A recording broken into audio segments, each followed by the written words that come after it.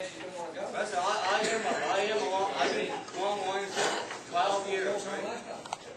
I understand where you folks are coming from, because my honest opinion is, I think it's not right for the stickers not to have more of the quota, right? I can go out and stop $60,000, $70,000 tuna. I don't have to catch swordfish, right? These guys, there's people out there right now tonight setting 100,000 bids for swordfish when there's tuna there to be caught. Why? Because it's easy to do. Right? They don't want to put the time and effort into going out and trying to make a living out of tuna and leave the swordfish for you guys. Right? I'm with you guys 100%. That's why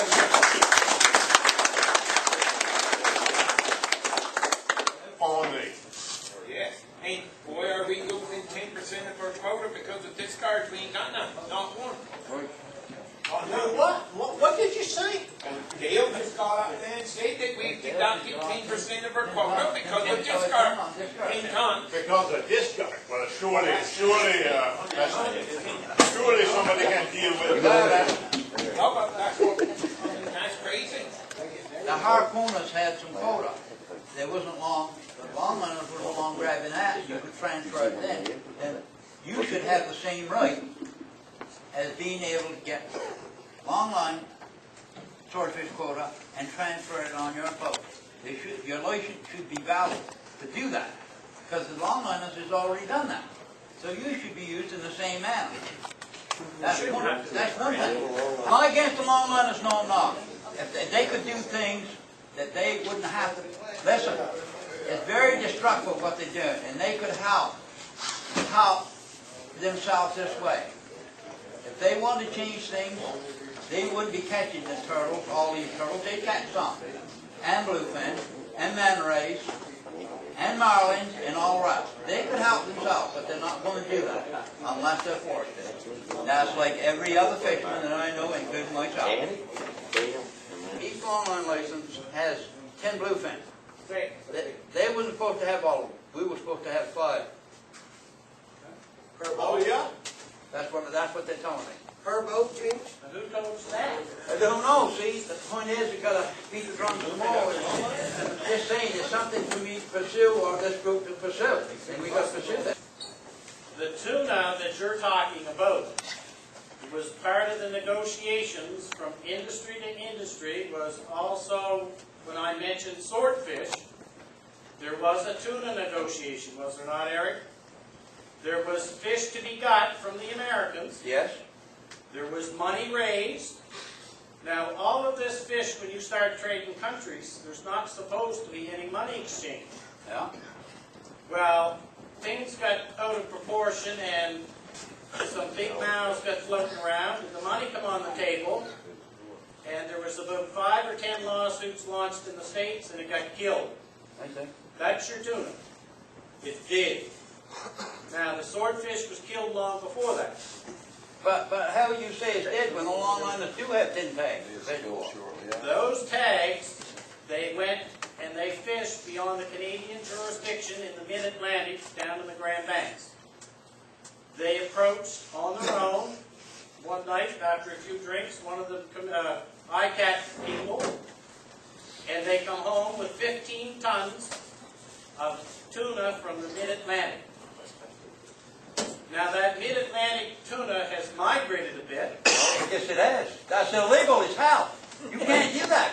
You tell that to DFO, I don't have the pencil.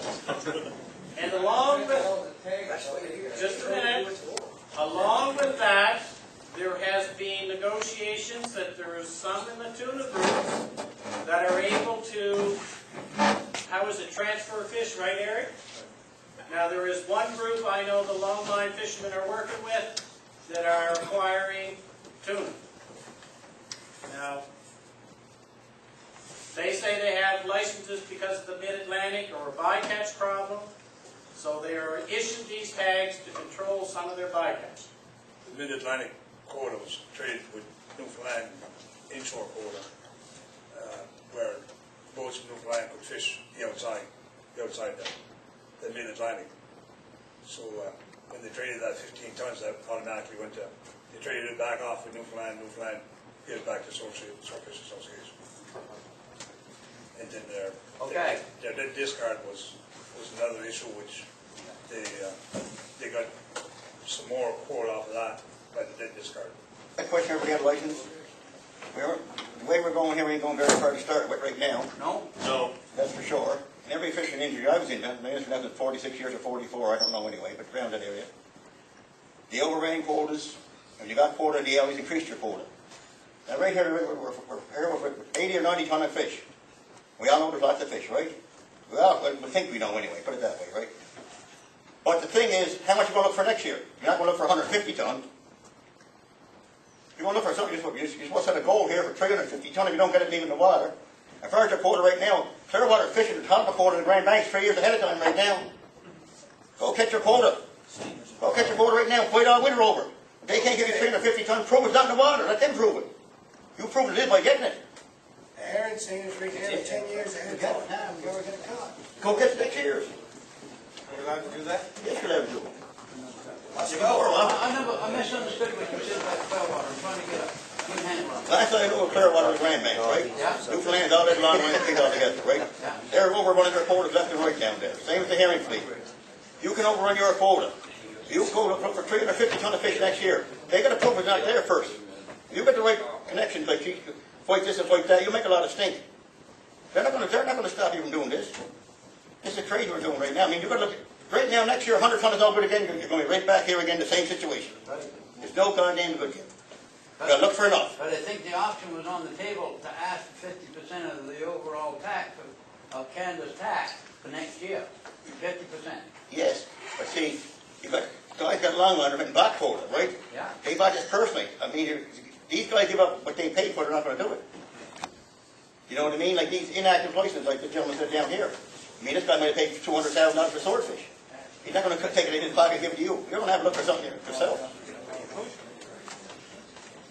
I mean, that's going to be a hard thing to get something else bought. You remember when Franklin and a bunch of us got together to form the group, that was one of the rules and regulations that was put forward, that no harpoon association or group that we formed would have able to use the plane. We had an occasion that somebody that was a member put a plane out. He was notified and a letter sent and talked to, and the plane stayed ashore. Now, the longline group, again, this is how much they cooperate. Every year I go to the table, it goes on. It doesn't not out. That at least they would have the common freaking courtesy to keep the plane off of the water. And they said, shove it up your ass and blow air. Now that is how the plane goes in the water. It's through the longline group. They have no regulation to keep it off. But we ourselves, or I say we ourselves, the association voted onto it, and maybe some members wanted it, but the majority said no plane. We have that in our CHP. So is it legal for a U.S. plane to come in Canadian? To my knowledge, I'm trying to do something. It should not be legal for that U.S. plane. He can fly here, but he cannot do it for game to make money. Well, he's making money off our fishery. I'm saying, he asked me, could he legally? Now, Canadian planes apparently are not legally allowed to do it, because they have to have so many stipulations, but it's a matter of it has to be verified and that there's going to have to be some steps. That's another one, so. Okay. Thank you for all coming. Thank you. We hope we can